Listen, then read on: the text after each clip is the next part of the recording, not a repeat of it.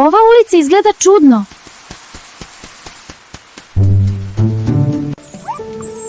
Čujem nešto, ali ne vidim odakle dolazi.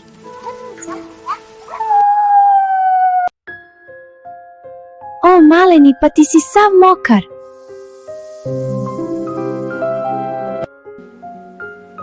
Sad si bezbedan. Idemo kući, Fluffy.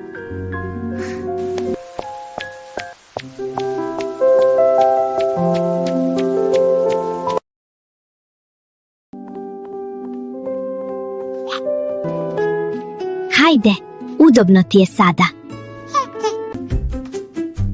Pa, ovo ti se sviđa, ha? Bravo, mali! Ponekad, kad misliš da si sam,